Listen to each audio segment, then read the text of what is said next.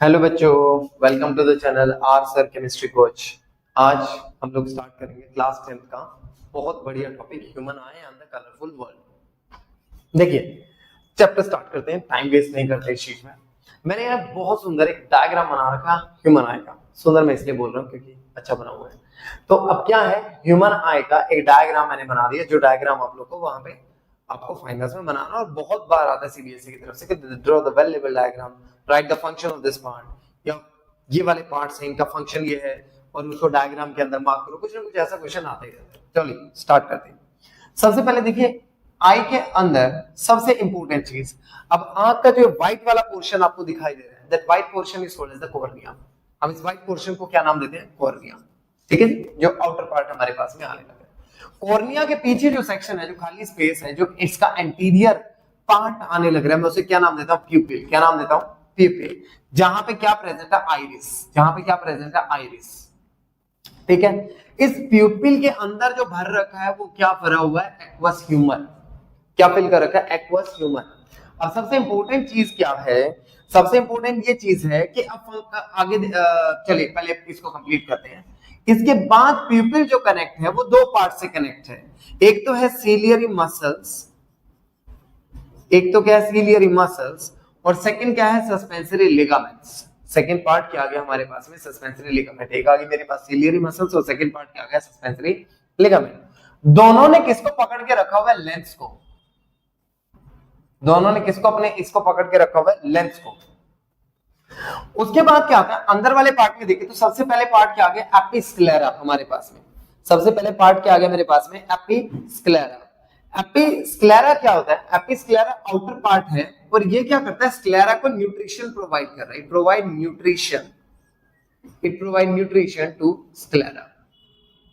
क्या फंक्शन है इसका? It provide nutrition to sclera. Sclera का न्यूट्रिशन प्रोवाइड करता है at the time of inflammation. At the time of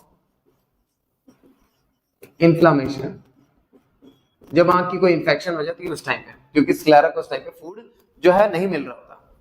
ठीक है, उसके बाद फिर स्क्लेरा क्या कर रहा है? स्क्लेरा जो होता है ये जो आई की शेप है, it maintains the shape of eye. Shape of eye, जो आंख की जो शेप है, जो प्रॉपर शेप आंख की, वो इसको यही मेंटेन करके रखता है स्क्लेरा। ठीक है, और साथ ही साथ इसका एक और फंक्शन है। एक तो आंख की शेप को मेंटेन करके रखेगा, और दूसरा इसका सबसे इंपॉर्टेंट जो फंक्शन है वो क्या है कि आंख की शेप तो मेंटेन कर रहा है, it protects from injury. Protection from injury, जो इंजरी की वजह से कोई प्रॉब्लम हो जाती है, उन सबको ये प्रोटेक्ट करता होता है। इसके बाद इसके इंटरनल पार्ट में क्या आ गया? रेटिना। रेटिना जो कि इमेज फॉर्मेशन में हेल्प करता है, जो कि क्या करता है? इमेज फॉर्मेशन में हेल्प करता है। रेटिना के अंदर भी पिगमेंट क्या होता है? रेटिनॉल। रेटिनॉल नाम का पिगमेंट होता है, जो जनरली विटामिन ए से हम लोग, विटामिन ए का सेकंड नाम भी क्या होता है? रेटिनॉल होता है। तो जनरली जितना भी रेटिना वाला पार्ट है वो विटामिन ए बिल्कुल एक दूसरे के साथ कॉम्पोजिशन मैच करती होती है। अब देखिए, रेटिना के ऊपर एक पॉइंट आता है मैक्यूला।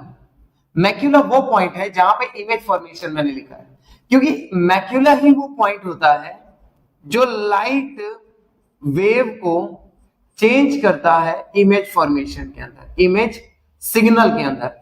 और इस इमेज सिग्नल को ऑप्टिक नर्व्स लेके जाती हैं, ऑप्टिक नर्व्स लेके जाती हैं ब्रेन तक। ऑप्टिक नर्व्स कहां तक लेके जाती है? ब्रेन तक लेके जाती है। तो ये बड़ा एक इंपॉर्टेंट सा काम आ गया हमारे पास में मैक्यूला का। मैक्यूला कहां प्रेजेंट है? रेटिना में। इसी वजह से कुछ बुक्स इसको फोविया सेंट्रालिस भी लिखती है। फोविया सेंट्रालिस भी वही पॉइंट है जहां पे इमेज फॉर्मेशन होती है। आई होप ये पूरा का पूरा पार्ट डायग्राम आपको क्लैरिफाई हो गया। आंख के सेंटर में जो प्रेशर को मेंटेन करने के लिए लिक्विड हम लोगों ने डाला होता है, that is the vitreous humour. उस पॉइंट को हम लोग क्या नाम देते हैं? Vitreous humour. आई होप आप सबको ये चीजें क्लैरिफाई हो गई। अब इंपॉर्टेंट चीज पे थोड़ा सा मूव करते हैं। सबसे पहले एक्वस ह्यूमर, विट्रस ह्यूमर जो है, इनका फंक्शन क्या है? एक तरह का प्रेशर मेंटेन करना, प्रेशर मेंटेनेंस। और इनका दोनों का सबसे जो इंपॉर्टेंट फंक्शन है, दोनों क्या कर रहे हैं? Provide question to eye organs, जो आंख के अंदर ऑर्गन्स है उन सबको ये क्वेश्चन प्रोवाइड कर रहा है।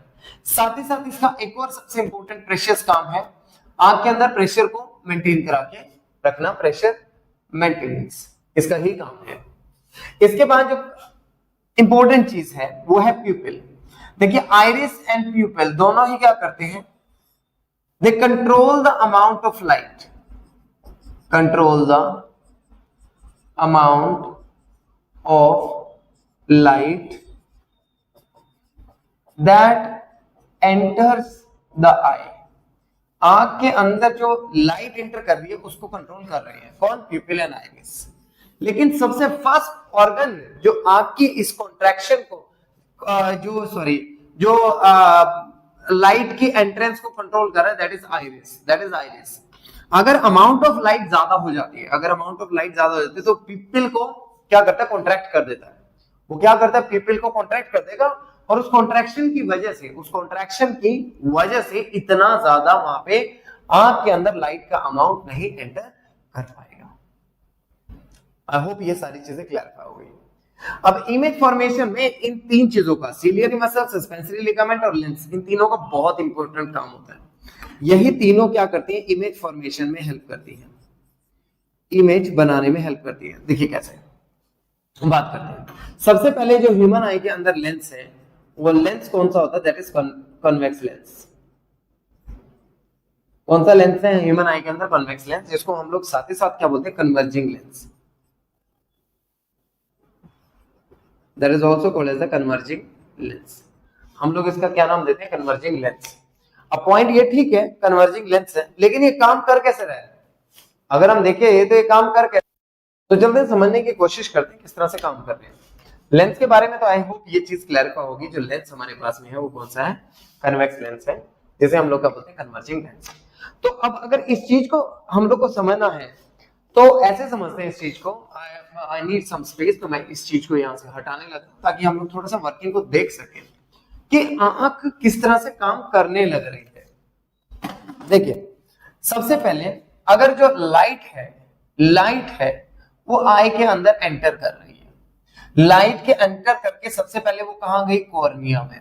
अगर आप देखें तो जो लाइट है वो सबसे पहले आंख के अंदर एंटर करने के बाद में किस पोर्शन के ऊपर जाने लग रही है, दैट गोज टू कॉर्निया।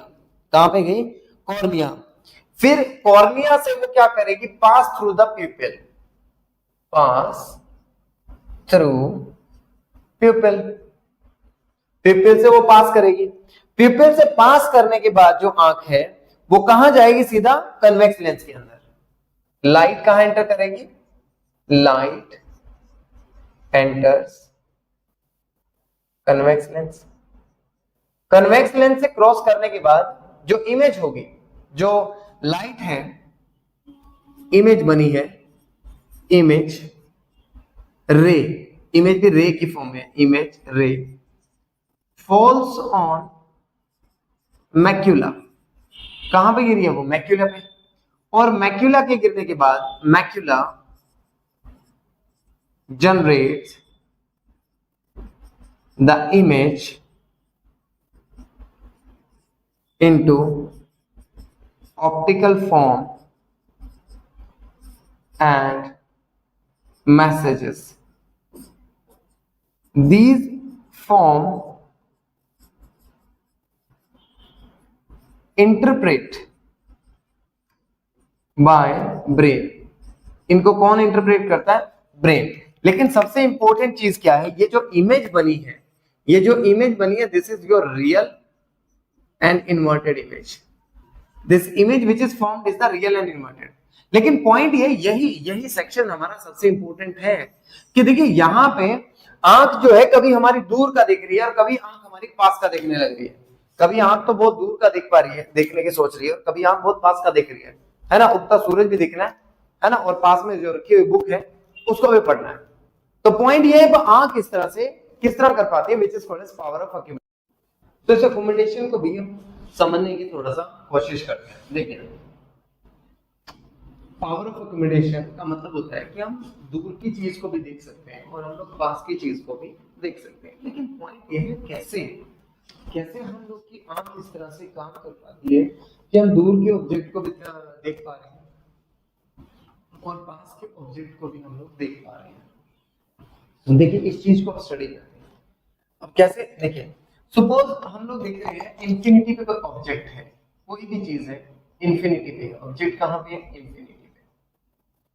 अब इंफिनिटी से जो लाइट आई, ऑब्वियसली लाइट में डायरेक्ट लेंस के ऊपर लेके जा रहा हूं, लेंस के ऊपर जा रही है। लेकिन इस चीज को देखने के लिए, लेंस के लिए, सबसे पहले जो सिलियरी मसल्स थी वो क्या होगी? रिलैक्स, बिल्कुल शांत। लेकिन जो सस्पेंसरी लिगामेंट था वो क्या हो गया? कॉन्ट्रैक्ट। जो सस्पेंसरी लिगामेंट था वो क्या हो गया? जो कॉन्ट्रैक्ट। क्या हो गया? वो कॉन्ट्रैक्ट। यानी सिलियरी मसल्स क्या हो गई? रिलैक्स। लेकिन जो सस्पेंसरी लिगामेंट था वो क्या हो गया? कॉन्ट्रैक्ट। और इसे कॉन्ट्रैक्ट और रिलैक्स को करने के चक्कर में जो लेंस है इट बिकम्स लेस कन्वेक्स मतलब लेस कन्वर्जिंग पावर।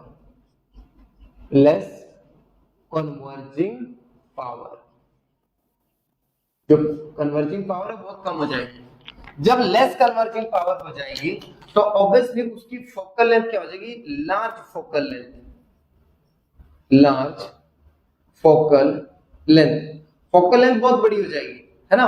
और ऐसा करने की वजह से I can see distant object, आंख जो है वो दूर के ऑब्जेक्ट को देख पाएगी। लेकिन इसी एक्यूमुलेशन में अगर ऑब्जेक्ट क्या है? नियर बाय है, ऑब्जेक्ट जो है वो पास में ही है, ठीक है। ऑब्जेक्ट को हम देख लेते हैं, ऐसे कंसीडर कर लेते हैं नियर बाय, पास में रखा हुआ है, नियर बाय ऑब्जेक्ट इस बार पास में है।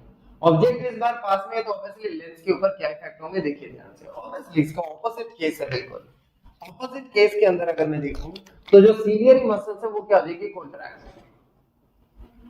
सिलियरी मसल्स क्या हो जाएंगी? कॉन्ट्रैक्ट। इसका बेस्ट एक्सपेरिमेंट आप देखिए, कोई भी नोटबुक लीजिए और उसको आंख के पास लाने की कोशिश करो, बिल्कुल आंख के पास लेके आओ।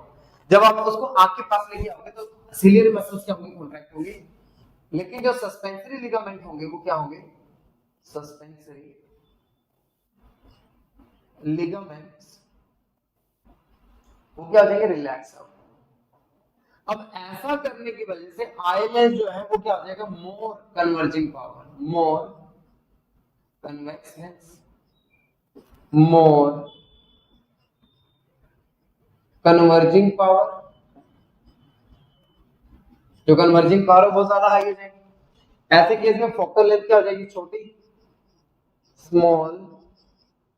फोकल लेंथ छोटी हो जाएगी तो obviously I can see near by object. आंख जो है वो आस के पास के ऑब्जेक्ट को देख सकते हैं। इसे ही हम लोग क्या बोलते हैं? Accumulation, power of accommodation of eye. इसी चीज को हम लोग क्या नाम देते हैं? Power of accommodation of eye. इसी पावर की हेल्प से जो ऑब्जेक्ट है, सॉरी ऑब्जेक्ट नहीं, जो इमेज है, सॉरी जो हमारी आई है, इसी पावर ऑफ अकोमोडेशन की वजह से जो हमारी आई है हम उसको इंफिनिटी डिस्टेंस तक भी देख सकते हैं, इंफिनिटी तक भी उसको देख सकते हैं, और नियर बाय भी हम लोग देख सकते हैं।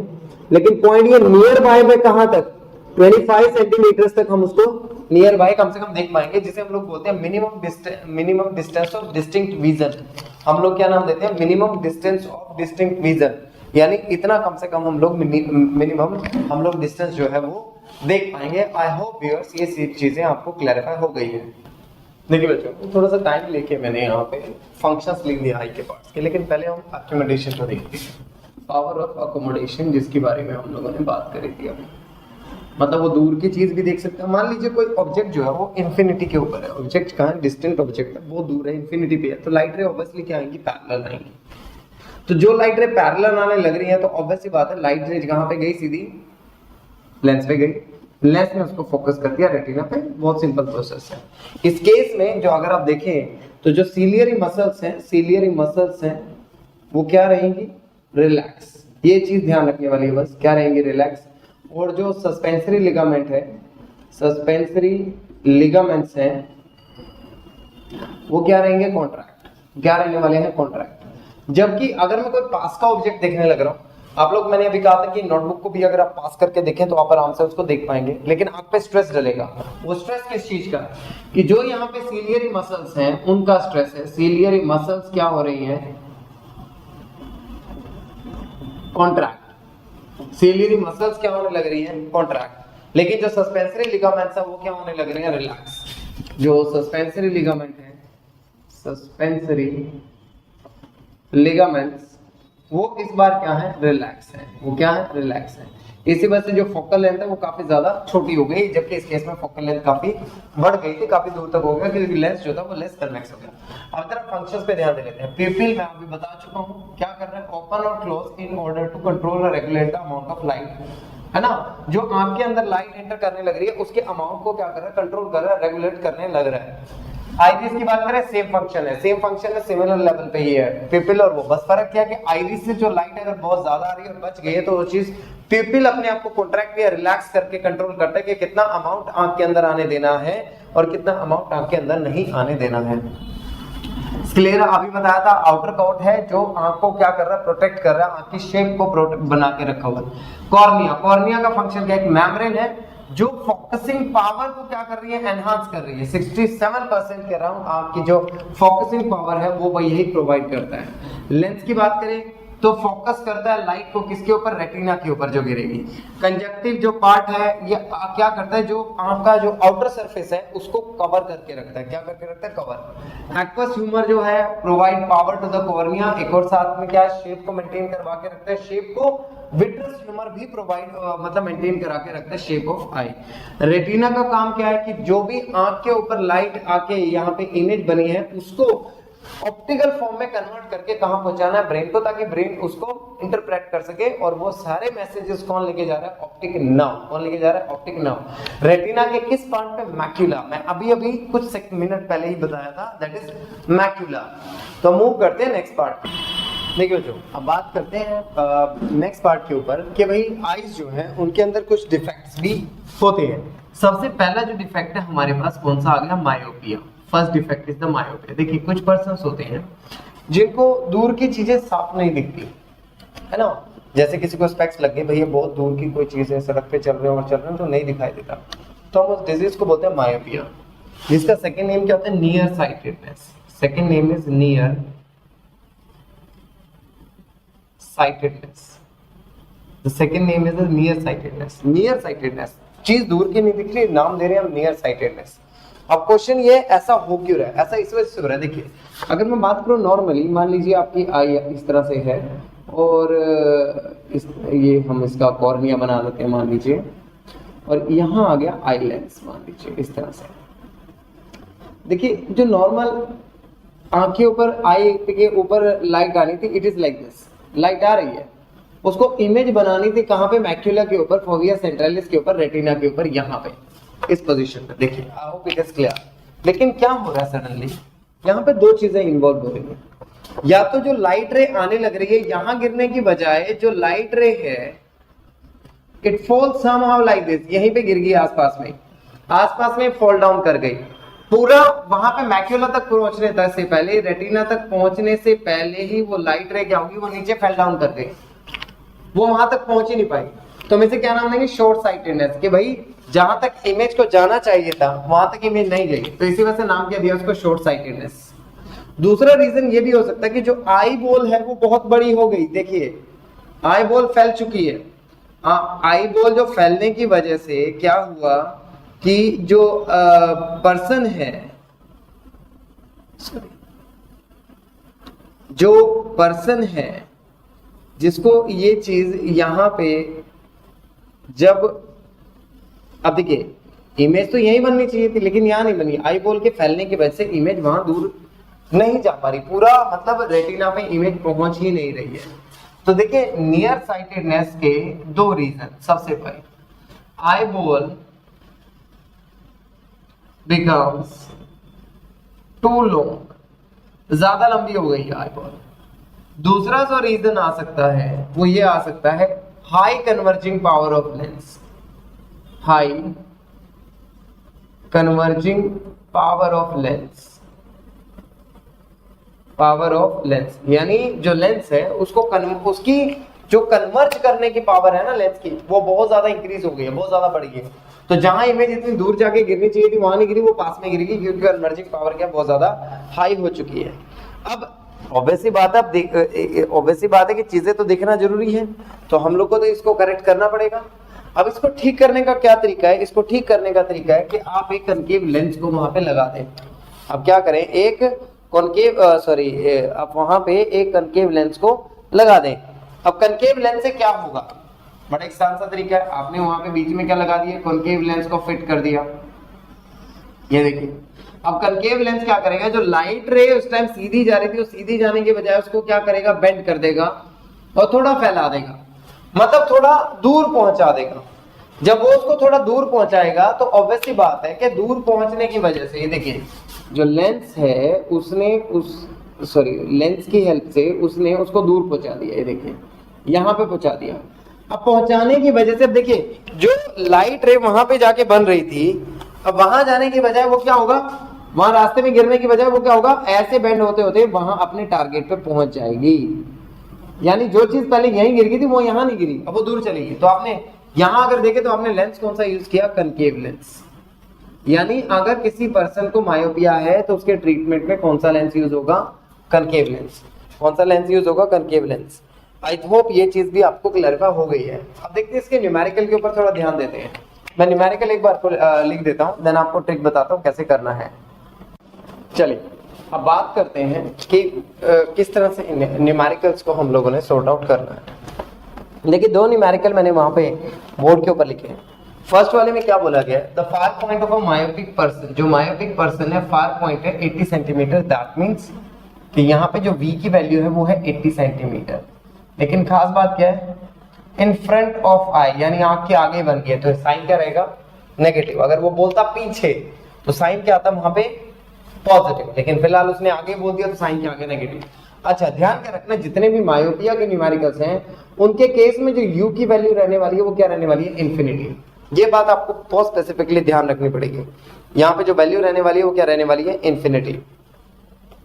अब इम्पोर्टेंट चीज क्या है, अब मुझे क्या निकालने को बोल रहा है, what is the nature and the power of lens. Power देखिए, पावर का फॉर्मूला अगर आप लोग को याद हो तो पावर का फॉर्मूला था 1/में focal length, focal length in metre. लेकिन खास बात क्या, मुझे पहले ऑब्वियसली बात है अगर पावर निकालनी है तो ऑब्वियसली मुझे पहले क्या निकालना, कैलकुलेट करना पड़ेगा, फोकल लेंथ कैलकुलेट करना पड़ेगा। ठीक है, तो पहले फोकल लेंथ ही देखते हैं। जो फॉर्मूला था हमारे पास में क्या था, 1/v, the formula is 1/v minus 1/u is equal to 1/f, a simple formula। 1/v, v की वैल्यू क्या आ रही है, -80 सेंटीमीटर, और ये माइनस में 1/में इंफिनिटी, किसी भी चीज के अपॉन में इंफिनिटी हो उसकी वैल्यू क्या आ जाती है, 0। तो यहाँ पे क्या आ गया, -1/80 इज इक्वल टू क्या आ रहा है मेरे पास में, 1/में फोकल लेंथ। मेरे पास क्या रहा है, 1/में फोकल लेंथ। तो फोकल लेंथ की जो वैल्यू है एग्जैक्टली देखिए डायरेक्ट हमारे पास में कितनी आ गई, 80 सेंटीमीटर, यानी मुझे कुछ करना ही नहीं पड़ा। अब क्या कैलकुलेट करना है, पावर कैलकुलेट करना है, लेकिन पावर किसमें कैलकुलेट करते टाइम सेंटीमीटर को किसमें चेंज करना है, मीटर में। तो फोकल लेंथ क्या है, -80 सेंटीमीटर अपॉन में 100 कर दो, क्या बन गया 0.8 मीटर। बट साइन जो आएगा आगे क्या, साइन माइनस में। तो पावर कैलकुलेट करनी है तो 1/में क्या आ गया, फोकल लेंथ इन मीटर। तो 1/में फोकल लेंथ क्या आ रही है, 0.8, क्या आ रही है 0.8। यानी जो पावर मेरे पास आने लग रही है यहाँ पे 1.25 डायोप्टर, माइनस में 1.25 डी डायोप्टर, जो हमारे पास में वैल्यू है। अब देखते हैं, बात करते हैं नेक्स्ट न्यूमेरिकल की। अब नेक्स्ट न्यूमेरिकल के अंदर देखिए, मैंने अभी बताया था फिर से, पर्सन क्या है, मायोपिक आई है पर्सन की। अब मायोपिक आई है तो ऑब्वियसली बात है जो इस केस में आप u की वैल्यू रखने वाले हैं मायोपिक आई के केस में, वो क्या रखने वाले हो, इंफिनिटी विद नेगेटिव साइन। ठीक है, can't see the object distance. अब देखिए 1.5 मीटर दे रहा है, यानी इससे वो दूर नहीं देख सकता। इससे वो दूर अगर नहीं देख सकता तो ऑब्वियसली बात है ये क्या चीज हमारी में क्या है, ये ऑब्वियसली v की वैल्यू। तो मैं v कितना आ रहा है, माइनस में 1.5 मीटर, क्या आने लग रहा है 1.5 मीटर मेरे पास में v की वैल्यू आने लग रही है। जब मैंने यहाँ पे f की वैल्यू को कैलकुलेट किया तो फॉर्मूला क्या, 1/v minus 1/u is equal to 1/f। तो 1 अपॉन में माइनस में मेरे पास क्या रहा 1.5 metre is equal to 1 upon F, यानी एफ की वैल्यू भी कितनी आ गई माइनस 1.5 मीटर। अब मैंने मीटर का वो सेंटीमीटर में चेंज नहीं किया क्योंकि मुझे पता है कि मुझे पावर कैलकुलेट करनी है। तो पावर का फॉर्मूला क्या 1 अपॉन में फोकल है, तो माइनस में 1 अपॉन में 5 आ जाएगा, है ना। और जब मैंने 1 को 1.5 से मैंने डिवाइड किया तो इट्स आंसर इज अराउंड 0.67 डायोमीटर, यानी माइनस, लेकिन चीज क्या सबसे इंपॉर्टेंट कि साइन जो आएगा माइनस साइन के साथ 0.67 डायोमीटर इज द आंसर, यानी ये मेरा पावर है लेंस की जो मुझे चाहिए इस डिफेक्ट को क्योर करने के लिए। चलिए अब मूव करते हैं हाइपरमेट्रोपिया की तरफ। अब बात करते हैं हाइपरमेट्रोपिया के केस में। तो हाइपरमेट्रोपिया के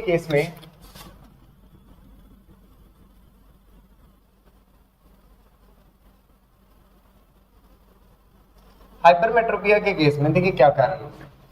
लाइट रे आ रही, देखिए जो हाइपरमेट्रोपिक पर्सन होते हैं, मान लीजिए यहाँ पे आई लेंस है, ठीक है, लाइट रे जो है वो आने लग रही है, ऐसे आनी चाहिए लाइट रे और यहाँ जाके गिर जानी चाहिए, ठीक है, कहाँ पे रेटिना पे, ऐसा कुछ बनना चाहिए।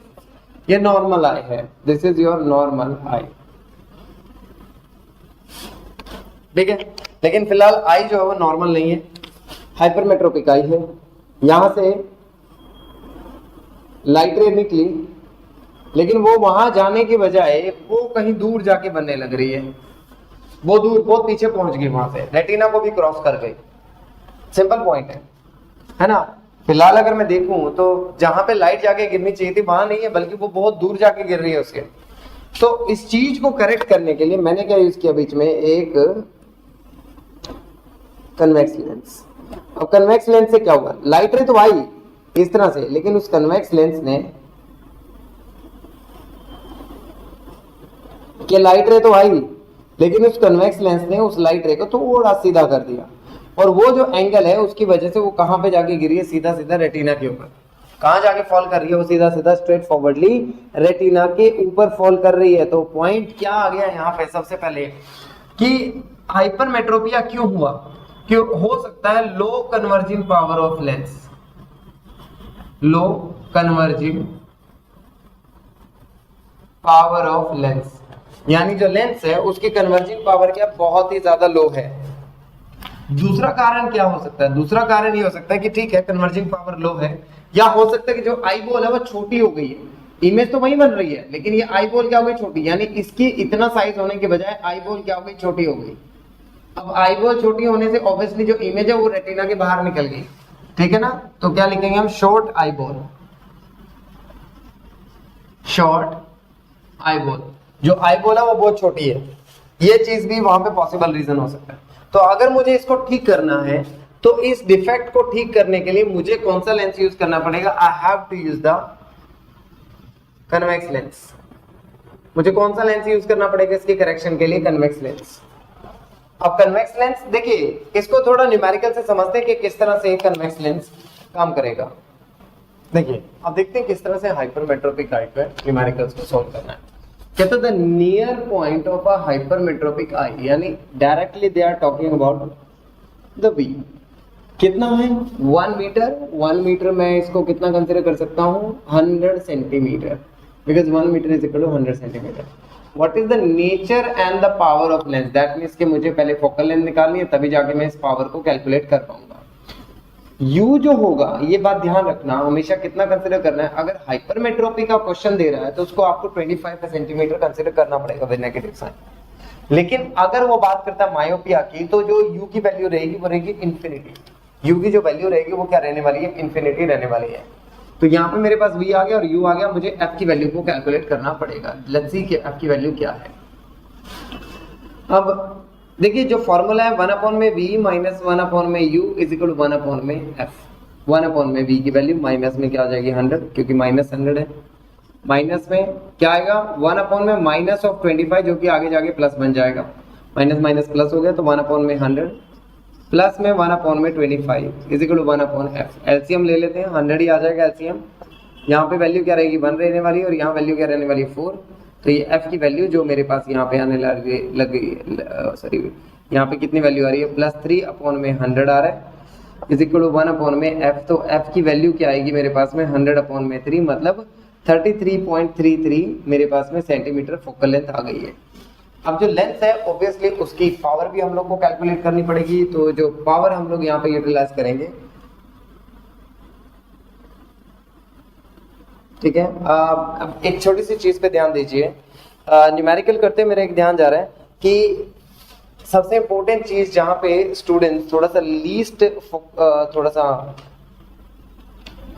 फोकस कर रहे होते हैं, वो लीस्ट फोकस कौन से इस पॉइंट के ऊपर करते हैं। सबसे इंपॉर्टेंट चीज ध्यान देना कि कन्वेक्स लेंस का न्यूमेरिकल है, ठीक है, ये चीज ध्यान देने की जरूरत है। तो पावर मेरे पास में आने लग रही है, क्या फॉर्मूला है 1 में फोकल लेंथ, तो 1 में फोकल लेंथ का फॉर्मूला क्या 1 में 33.33 डायरेक्ट आ गया, यानी आंसर जो मेरे पास में आएगा 0.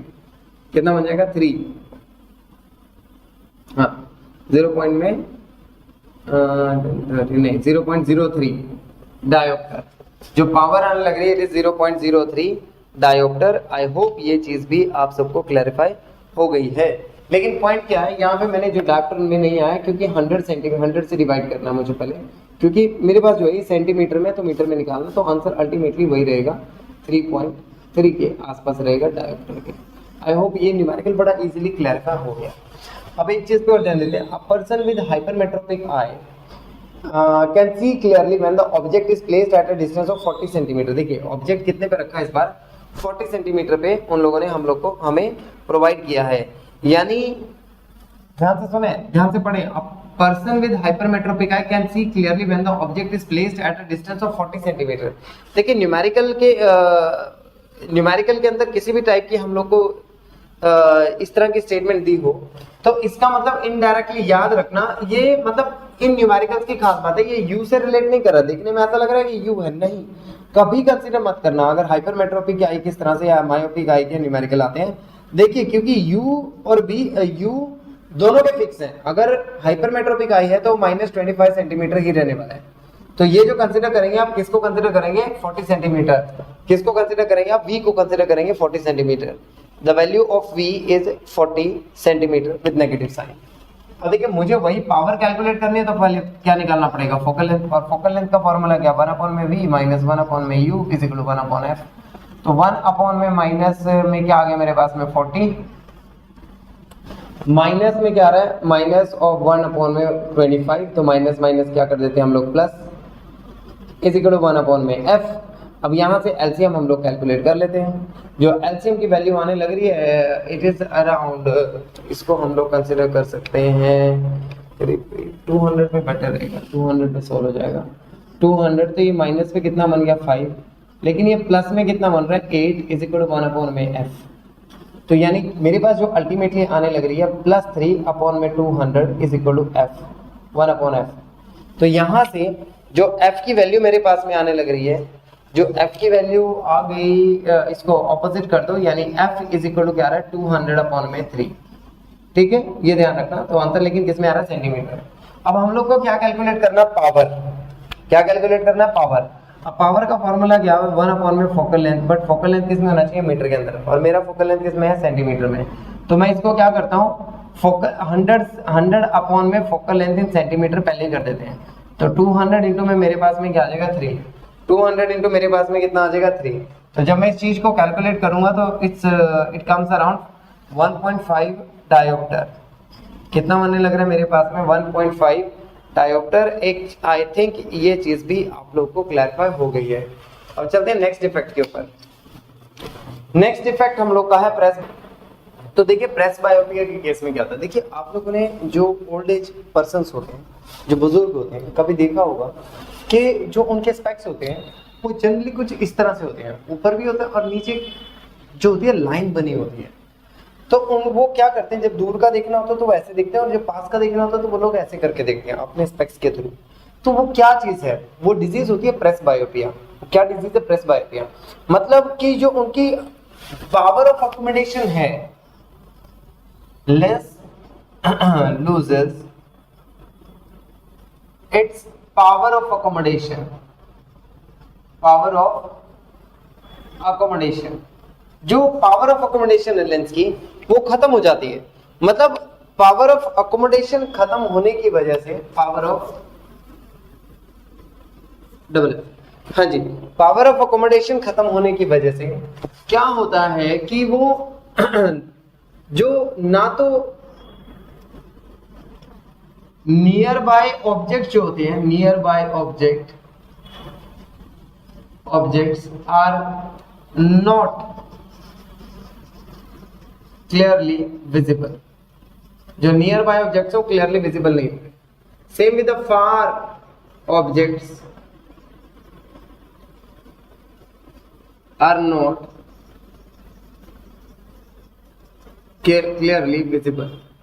ना तो nearby object clearly visible होंगे, ना फार बाय ऑब्जेक्ट विजिबल होंगे क्लियरली। क्यों? क्योंकि उनकी जो पावर ऑफ अकोमोडेशन है, क्योंकि जो उनकी सस्पेंसरी लिगामेंट्स हैं, सस्पेंसरी लिगामेंट्स हैं, और जो उनकी सीलियरी मसल्स हैं, सीलियरी मसल्स, वो दोनों अपनी पावर को लूज कर चुके हैं, अपनी पावर्स को क्या कर चुके हैं, लूज कर चुके हैं। ना तो वो कॉन्ट्रैक्ट हो पा रहे हैं, नॉट कॉन्ट्रैक्ट और रिलैक्स इजीली, ना तो वो कॉन्ट्रैक्ट कर पा रहे हैं प्रॉपरली, ना वो रिलैक्स कर पा रहे हैं प्रॉपरली। तो ना तो उनको near bye objects clearly visible होंगे, ना उनको फार बाय ऑब्जेक्ट्स विजिबल होंगे क्लियरली। तो इस डिजीज को हम लोग नाम देते हैं presbyopia. That disease is called as the presbyopia. अब प्रेस बायोपिया जो हुआ, इसके केस में जो ट्रीटमेंट है वो सिर्फ एक ही जो स्पेक्स होंगे वो बायफोकल लेंस होंगे। तो क्या ट्रीटमेंट है इसका? Bifocal lens. बायफोकल लेंस से क्यों? देखिए, बायफोकल लेंस से मतलब है कि एक ही लेंस के अंदर हमारे पास में क्या आएगा, कन्वेक्स लेंस भी आएगा, और एक ही लेंस के अंदर हमारे पास में क्या आएगा, कनकेव लेंस भी आएगा। यानी जो नीचे वाला हिस्सा वो कन्वेक्स लेंस का बनेगा, और जो ऊपर वाला हिस्सा वो किसका बनेगा, कनकेव लेंस का बनेगा। ठीक है, देखिए अब मैं बात करता हूँ शॉर्ट में पूरा। देखिए, जो मायोपिया है उसको ट्रीट करने के लिए क्या यूज करेंगे आप, concave lens, concave lens. Hypermetropia के लिए आप क्या यूज करेंगे, हाइपरमेट्रोपिया। हाइपरमेट्रोपिया के केस में आप यूज करेंगे कन्वेक्स लेंस। और अगर बात करें हम प्रेस बायोपिया की, प्रेस बायोपिया, तो इसे में यूज करेंगे बायफोकल लेंस, बायफोकल लेंस। तो ये तीनों डिजीज बड़ी कॉमन है और बहुत ज्यादा पेपर के अंदर आती भी हैं साथ। अब बात करते हैं नंबर 4 डिजीज की, that is called as cataract.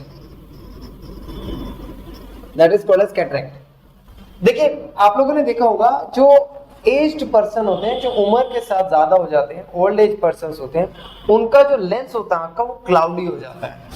ठीक है, क्या हो गया, क्लाउडीनेस इन आई लेंस। आंख का जो लेंस है उसके अंदर क्लाउडीनेस हो चुकी है, वो धुंधला हो चुका है। ठीक है, अब पॉइंट ये है कि क्लाउडीनेस जब होगी तो ऑब्वियसली जो पर्सन है कैन नॉट सी क्लियरली, उसको साफ साफ कुछ नहीं दिखाई देगा प्रॉपरली, उसको क्लियरली कुछ भी वहां पे दिखाई नहीं देगा। तो ऐसे केस में सिर्फ क्या किया जाता है, सर्जरी। सर्जरी करके क्या किया जाता है, replace the eye lens, replace the eye lens. आंख का जो लेंस है उसको रिप्लेस कर दिया जाता है। और या फिर क्या किया जाता है, जनरली रिप्लेसमेंट की जगह पुट न्यू लेंस ओवर आई, पुट न्यू लेंस ओवर आई। लेकिन दोनों ही केस में क्या अप्लाई हो रही है, सर्जरी। दोनों केसेस के अंदर हम क्या अप्लाई कर रहे हैं, सर्जरी। आई होप ये चारों डिफेक्ट आपको बहुत इजीली क्लैरिफाई हो गए होंगे। तो बात करते हैं लास्ट डिफेक्ट की, that is astigmatism. That is astigmatism. देखिए, एस्टिग्मेटिज्म में क्या होता है, जो पर्सन है, देखिए जो हमारी आई है उस आई का एक ही फोकल लेंथ, एक ही फोकल पॉइंट है, एक ही फोकस है। ठीक है, मतलब जो हमारी आई है उस आई के अंदर अगर हम लोग देखें तो उसका एक ही फोकस पॉइंट है। जैसे यहाँ पे इमेज बनेगी तो यही बनेगी। लेकिन कई बार कई पर्सन के केस में एक से ज्यादा फोकल पॉइंट आ जाते हैं। एक से ज्यादा फोकल पॉइंट्स आ जाएंगे, ठीक है। तो ऐसा पर्सन क्या है जो हॉरिजॉन्टल एंड वर्टिकल लाइंस जो है उसकी, मेरी बात को ध्यान से समझना, जब एक से ज्यादा फोकल पॉइंट आ गए तो पर्सन की जो हॉरिजॉन्टल और वर्टिकल लाइंस हैं वो दोनों एक साथ नहीं दिखाई देगी, कैन नॉट सी टुगेदर, दोनों चीजों को एक साथ से नहीं देख सकता।